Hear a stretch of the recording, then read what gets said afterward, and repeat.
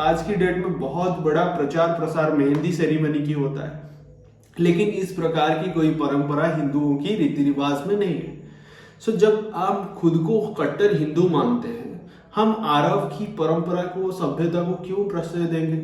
यानी मेहंदी की परंपरा मुगलों के समय में शुरू हुआ था और बेबीलोनिया के समय में मेहंदी की जिक्र किया गया है, लेकिन हमारे हिंदू रीति रिवाज में इस प्रकार की 16 श्रृंगार के अंदर मेहंदी का नाम नहीं आता। लेकिन आप चैट जीपीटी वगैरह एआई में यूज सर्च करेंगे तो मेहंदी का जिक्र हुआ है, लेकिन हमारे परंपरा में 16 श्रृंगार के अंदर मेहंदी नहीं आता है। सो जब हमारे हिंदू रीति रिवाज में मेहंदी की जिक्र नहीं हुआ है, हम लोग मेहंदी को इतना इंपॉर्टेंस क्यों देते हैं? आप लक्ष्मी जी का फोटो देख लीजिए। लक्ष्मी जी क्या पहनते थे हाथ में? सिंदूर, अलता और बिंदी के माध्यम से खुद को सजाते थे, और जितने भी 16 श्रृंगार होते थे वो माँ जी उसको फॉलो करते थे। आप हिंदू नारी होने के नाते आपको क्या करना चाहिए?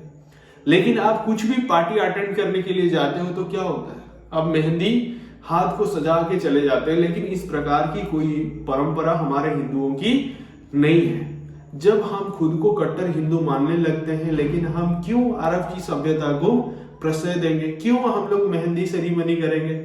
आप समझने के लिए प्रयास कीजिए, क्योंकि आपकी जो परंपरा है उस परंपरा को आगे बढ़ाने के लिए आप अरब की सभ्यता और बाहर कंट्री की सभ्यता को प्रोत्साहन नहीं करना चाहिए। हम हिंदू हैं, हम लोगों की जो भी पहचान है लोगों के सामने रखना चाहिए, क्योंकि हम लोगों से ट्रेडिशन और दुनिया में बड़ा नहीं है। हिंदुओं की कल्चर से दुनिया में और कोई कल्चर नहीं होता है। आप ये मान के चलिए, मेहंदी को ज्यादा इंपॉर्टेंस मत दीजिए, क्योंकि वो हमारे हिंदुओं की 16 श्रृंगार में नहीं आता है, यानी हिंदुओं की नहीं है।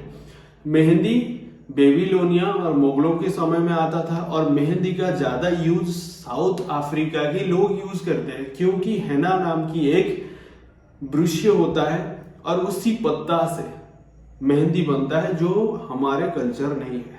आप हिंदू लड़की और हिंदू नारी होने के नाते मेहंदी को आप प्रोत्साहन करते हो, मतलब आप